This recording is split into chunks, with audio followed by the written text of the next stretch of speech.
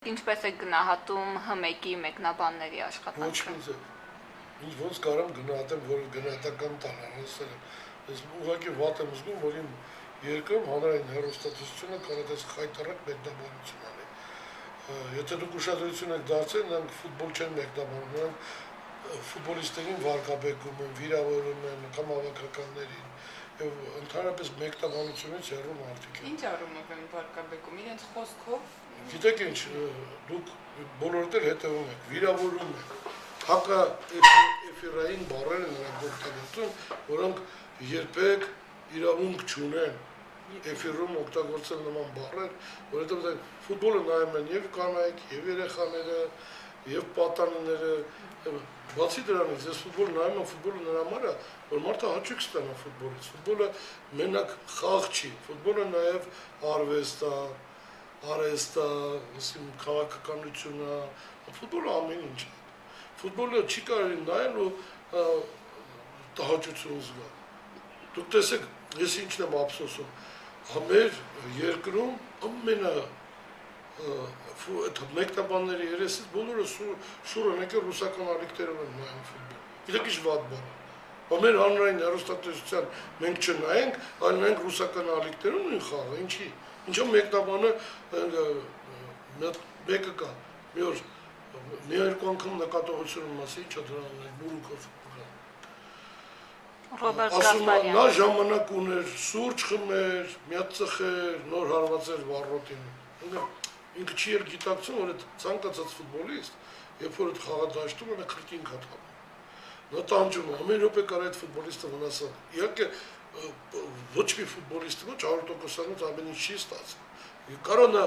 չստացվի այդ պահին, բայց վիրավորել այդ թիմին։ Իսկ նկատողություն չեք տվել մեկնաբաններին։ Իհարկե տվել եմ։ Եթե դուք ուշադրություն դարձում, այնտեղ Սլավա Սարգսյանը, որի մենի ինքը ֆուտբոլային, ինքը կարողանում է ֆուտբոլը դա հասկանում է ֆուտբոլ։ Եվ կարողանում է ֆուտբոլային լեզվով ճիշտ մատուցել ֆուտբոլը։ Բրազիլիա, Գերմանիա խաղին նայում եմ։ Սլավա Սարգսյանը ֆուտբոլային ինչ-որ տակտիկական միտք է ուզում արտահայտել, սա մտնում է մեջ, մի անգամ չի հասկացել Սլավան, ինչ է ուզում ասել։ Ինքը ընդհատում է ու շարունակում է ուրիշ միտք, չէ՞ որովհետև ինքը գլխի չի ընկնա ինչ է ուզում ասել։ Ու տենց մի 10 էպիզոդ ա եղել, բազմաթիվ կարամ օրինակ դեր բերեմ։ Գիտեք ինչ։ Այս անգամ մեր պատգամավորները եւս մեկնաբանում էին ֆուտբոլը, դրան ոնց եք վերաբերվում։ Դրան էլ եմ նայել, դա էլ է մի խեղկատակություն։ Խեղկատակությունը ոնց կարելի է տենց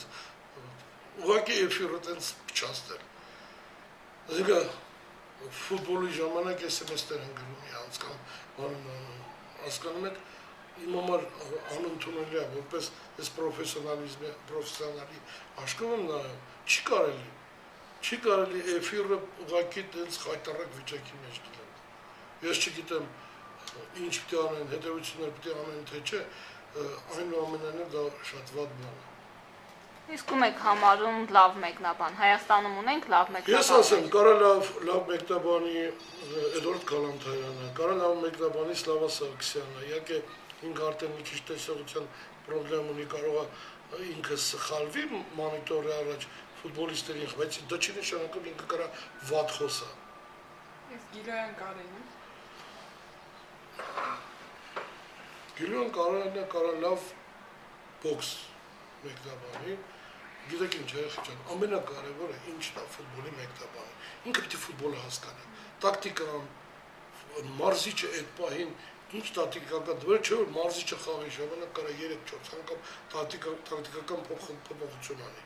Ինքը չի կարող հասկանալ այդ, հələ չի հասկանում, երեք չի։ Մի հատ էլ ասեմ օրինակ բերեմ, Նոժելի Սկոլարը ինչի տեսնում ձախ թևում ինչ է կատարվում։ Ասում ոնց կարա էլի ես մեկնաբանը հասկանեմ Սկոլարին նման մարզիչ չհասկանա։ Բայց ոչ մեկը չի մտածում, որ Սկոլարին ունի պրոբլեմ կարող է։ Որ ինքը չունի ավելի լավ ֆունկցիոնալ ֆիզիկապես պատրաստված։ Ոնց կարանք, ասենք մենք Սկոլարից լավ հասկանանք այդ ամեն ինչը։